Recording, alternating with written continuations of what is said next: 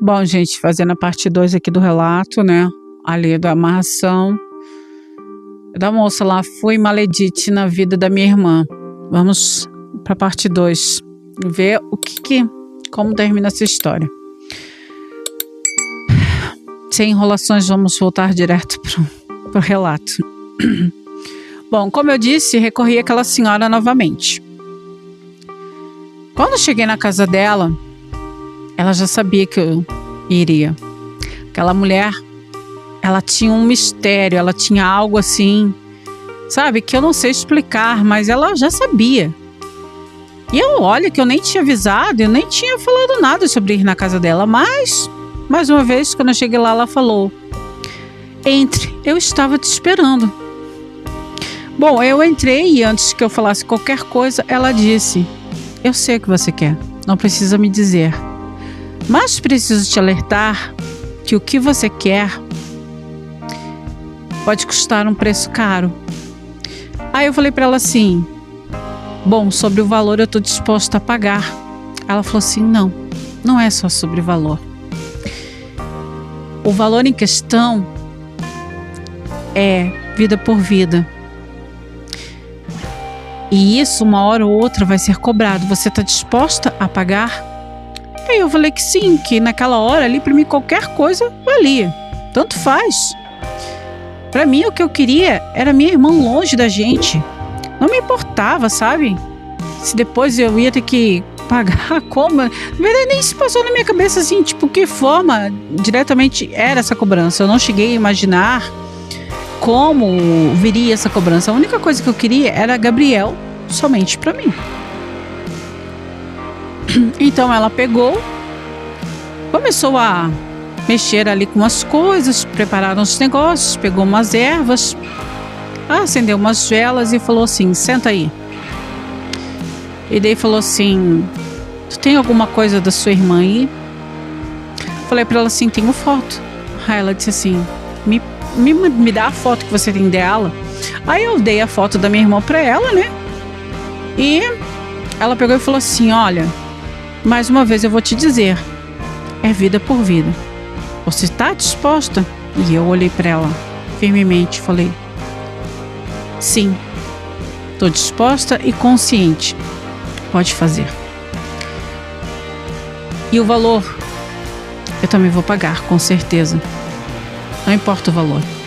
Embora que quando ela me passou o valor, eu quase caí de costas, pois era um valor alto. Mas para mim aquilo era de menos, pois eu queria Gabriel e eu queria viver a nossa vida em paz, sem a minha irmã, sem ele ficar pensando nela, sem as lembranças dela. E claro, seria perfeito, eu, ele e o nosso filho. Então a mulher falou assim: bom, você vai ter o que quer. Não vai demorar muito e logo você terá o resultado, mas não esqueça, a cobrança para você vai vir.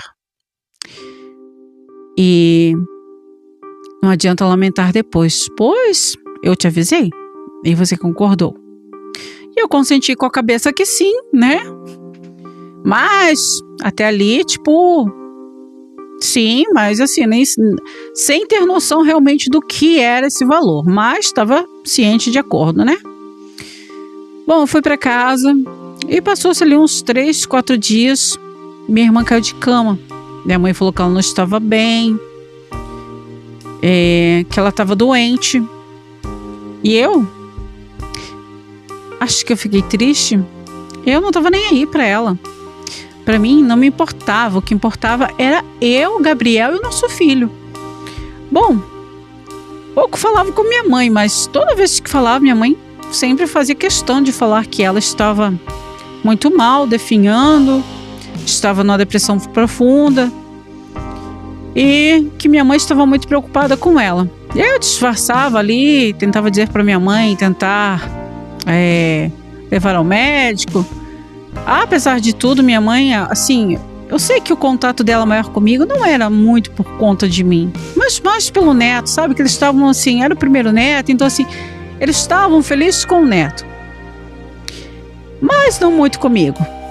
Digamos de passagem assim que o que importava era o primeiro neto para eles. Enfim, Passou-se uns dias e Michele foi piorando. O quadro dela foi se agravando até que, com uns 10 dias, Michele foi para o hospital. E eu ali feliz da vida, minha gestação evoluía muito bem, eu e Gabriel estávamos bem, voltamos a ficar mais unidos. Porém, teve um dia que Gabriel bebeu muito e voltou para casa assim, muito bêbado, coisa que ele não tinha hábito de fazer. E eu, assim, não gostei muito, mas, assim, relevei, sabe? Mas a pior parte foi que quando estávamos naquele momento íntimo, ele me chamou pelo nome de Michele. Ou seja, ele me chamou pelo nome da minha irmã. Ele estava chamando por ela. E na hora eu tive uma reação muito negativa. Eu simplesmente gritei com ele. E ele, sem entender nada, ficou ali parado, me olhando. E depois, no outro dia, ele veio perguntar para mim o que tinha acontecido e tal. E eu falei para ele assim: eu não admito que, mesmo a gente estando junto, você me chame pelo nome dela. Tudo bem. Se você ainda sente alguma coisa por ela, por mais difícil que seja para mim, é aceitável, mas você me chamar pelo nome dela, não. Aí ele falou que ele não sabia, que ele não estava entendendo, que ele não sabia o que estava acontecendo com ele, que as coisas tinham ficado tudo estranho, diferente de uns tempos para cá, que nem ele mesmo sabia o que estava acontecendo com ele. Ele tentava às vezes entender, mas não conseguia. E eu falei que tudo bem, que eu ia perdoar, mas que não se repetisse. E assim, passou ali mais uns 15 dias, Michele foi internada e descobriram um quadro de câncer já espalhado pelo corpo todo, do qual ela não resistiu e veio a óbito. Eu tive que fingir tristeza, tive que fingir estar triste por perder minha irmã, minha única irmã, mas na verdade eu estava feliz, pois eu tinha conseguido o que eu queria. Agora Gabriel seria só meu e do nosso filho. Michele já não faria mais parte das nossas vidas e nem se intrometeria em meu casamento. Bom, eu pensava que estava tudo bem. Eu achava que tinha conseguido tudo o que eu queria e que agora nada mais ia atrapalhar. Ler engano. Passou-se mais alguns meses e chegou a data em que meu pequeno Gabriel nasceu. Pequeno, forma de dizer, pois Gabriel nasceu com quase 5 quilos e 53 centímetros. Era um menino muito grande. Era um garoto lindo, forte, cheio de saúde. E assim, Gabriel estava em êxtase. Ele estava radiante de tanta felicidade, sabe? Era visível em seus olhos. Ele olhava para o nosso pequeno e ele saía lágrimas dos seus olhos, assim, sabe? Ele chorava de emoção. Aquele choro silencioso, sabe? E parecia que Michele já não fazia mais parte das nossas vidas. Eu senti que Gabriel já tinha esquecido ela e que agora a nossa família estaria completa. Bom, fomos para casa e com 10 dias que estava em casa, meu pequeno começou a passar mal. Corremos para o hospital e lá ele teve que ficar internado. Pois eles não sabiam bem o que estava acontecendo, começaram a fazer vários exames até que descobriram que ele estava com uma embolia pulmonar. E sim, isso que você está pensando, Lu. Meu pequeno não resistiu e também veio a óbito. E ali eu caí em desespero dentro do hospital. Eu gritava, sabe? Eu chorava. Eu perdi ali um pedaço de mim, o meu chão. Mas assim, eu não lembrava do que eu tinha combinado com aquela senhora. E depois que meu filho foi enterrado, feito velório, tudo enterrado, quando voltei para casa, comecei a olhar essas coisas. Fui pro seu quarto, Comecei a olhar todas suas coisinhas, suas roupinhas. E lembrei daquela mulher e do que ela havia dito, vida por vida. Aí entendi o que ela estava se referindo e que a vida era do meu filho. Mas assim, naquele momento não se passou na minha cabeça que se tratava do meu filho. Mas eu tinha feito já. E já era tarde demais. Nada poderia mudar. Meu filho já tinha ido. Eu consegui. Michele partiu. Foi. E Gabriel era só meu. Só que eu também perdi. Perdi meu filho, perdi uma parte de mim. E Gabriel ficou arrasado. Gabriel ficou destruído. E diante dessa situação, Gabriel passou a beber. Todos os dias, quase, Gabriel chegava em casa bêbado, sabe? Talvez foi a maneira que ele achou para amenizar um pouco da dor que ele sentia, ou como uma forma de escape para o luto, sabe? Eu, por outro lado, me culpava. Me culpava todos os dias, me sentia culpada, porém eu não podia falar para ninguém. Eu não podia revelar minha culpa e nem tão pouco contar o que eu tinha feito. E que a culpa de nosso filho ter partido era somente minha e de mais ninguém. Só eu sabia ali que eu tinha destruído com a vida do meu próprio filho, entregando ele a troco da vida de Michele. Sim, esse foi o meu preço. Mas a vida passou. Passou-se mais uns tempos. Passou 2 anos. E eu engravidei novamente. Bom, a gravidez estava indo bem. E dessa vez eu estava com medo, sabe? Voltei àquela senhora. Pedi para que ela fizesse algumas coisas para que eu não perdesse meu bebê. Ela falou assim: a marca já está em você. O preço foi dado e você já pagou. Mas ainda vai sofrer. Porque ele nunca vai ser teu de verdade. Mas esse vai vingar. Mas ainda vai ter consequências. Não parou por aí. E eu saí de lá, sabe, assustada. Nem quis saber o que mais seria, porque o que mais que podiam cobrar de mim, além da vida do meu filho, do serzinho que estava dentro da minha barriga que eu carregava. O que mais podia ser cobrado? Bom, voltei para casa e tentei esquecer aquilo, sabe? E para resumir bem a história, não ficar tão longa, chegou a data do nascimento da minha filha. Sim, nasceu uma menina linda, perfeita, cheia de saúde. Assim como o Gabriel Júnior, ela se chamaria Gabriela. É para ter ali em homenagem ao seu pai. Então se chamaria Gabriela. Gabriela vem perfeita, linda, pouco menor que seu irmão, pesando um pouco menos, mas linda e cheia de saúde. E eu ali estava radiante, alegre, feliz e me sentindo realizada. Porém, algo deu meio errado.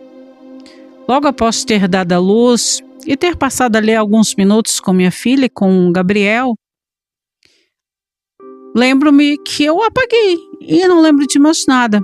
Acordei 1 mês e 15 dias depois de um coma, o qual eu tinha passado por uma cirurgia, pois tive complicações no parto e tive que ser submetida a uma cirurgia de emergência.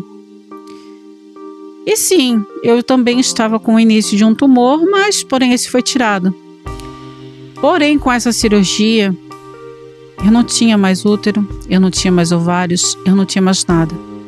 Sendo assim, eu não poderia mais ter filhos. Eu não daria mais filhos ao Gabriel e não poderia mais ter filhos e ser mãe novamente. Restava-me apenas agarrar a ideia de que Gabriela seria uma menina linda e forte e que ela não pagaria o preço pelo que eu fiz. naquele momento, eu senti, sabe, um arrependimento profundo. Eu me culpei muito por tudo que tinha acontecido, pelo meu filho, pelo meu anjinho que eu perdi, pois parte de mim já tinha ido com ele. Eu ia muitas vezes em seu túmulo e pedia perdão todos os dias para ele, pelos meus atos. E me culpava pela morte do meu filho e a morte de Michele. Porém, eu não podia dividir isso com outras pessoas. O que parecia apenas era um luto pelo meu filho. Bom, o tempo foi passando, minha menina foi crescendo. Sim, ela foi uma criança saudável e ela tem hoje quase 7 anos. É uma menina linda, esperta, cheia de saúde. Gabriel é um excelente pai, um pai amoroso, cuidadoso, zeloso. É um bom marido, mas sinto que ele não me ama de verdade. É um pouco frio. Às vezes ele me agrada, sabe? Tenta me presentear nas datas comemorativas, faz surpresas para mim. Mas eu vejo no fundo dos seus olhos que não existe um amor verdadeiro. Talvez o que exista ali seja uma cumplicidade ou uma ligação por conta de nossa filha. Gabriel parou um pouco de beber, porém ainda bebe até hoje. Pouco, mas bebe. E muitas vezes não me procura. E às vezes até me procura, mas não da mesma forma. É um pouco mais frio, sabe? Não é aquela pessoa assim como antes. Eu sinto que ao mesmo tempo que eu tenho, eu não o tenho. Eu sei que vão me julgar, vão dizer que eu fui horrível, a pior pessoa do mundo. E vocês não estão errados. Realmente eu fui. Eu fui uma maledite na vida da minha irmã. Mas eu me arrependo. Me arrependo por ela e pelo meu filho. Não me arrependo por Gabriel, pois eu lutei por aquilo que eu queria, pelo amor da minha vida. Minha irmã sabia. Quando ficou com Gabriel, ela sabia que eu gostava dele. E mesmo assim ela ficou com ele. Mas eu me culpo por ter tirado a vida dela, pois não precisava ter chegado nesse ponto. Mas ela nada pôde fazer, pois estava sob o efeito daquilo que eu tinha pagado para fazer.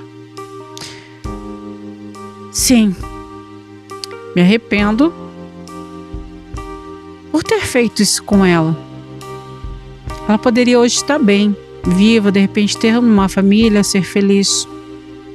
Mas eu, por minha maldade e egoísmo, não pensei nisso antes.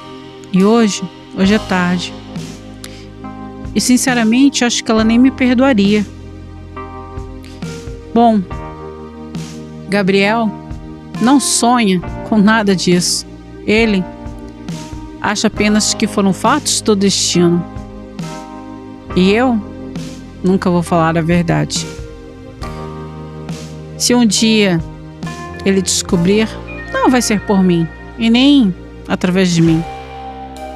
Mas creio que ele não vai descobrir. Gabriel hoje é muito centrado em trabalhar, cuidar da sua princesinha e pagar as contas. E sempre que pode, ele tenta me agradar de alguma forma ou outra. Se eu sou feliz? Em parte sim. Eu estou com um homem que amo, tenho a minha filha, porém eu não vou mais ter outros, não poderei ter mais filhos. Mas a parte que mais me dói é que eu troquei a vida do meu filho, do meu amor, do amor mais puro e mais verdadeiro que existe no mundo. De um serzinho que não tinha culpa de nada, que era apenas um anjinho e que mal sabia eu que eu estava entregando a vida do meu filho em troca da vida da minha irmã. Eu sinto pela morte dela, mas eu sinto mais pelo meu filho, pelo que eu fiz. Eu sinto que eu fui uma pessoa monstruosa, sabe? Eu fui uma maledite na vida da minha irmã, mas eu fui mais maledite com meu próprio filho, com o ser que eu mesma gerei. E eu não sei se em alguma outra vida ou em outra encarnação eu vou ter a chance de ser perdoada pelo meu filho ou pela minha irmã. Eu espero que um dia, sabe, quem sabe, eu consiga me perdoar, porque hoje eu não consigo me perdoar pelo que eu fiz.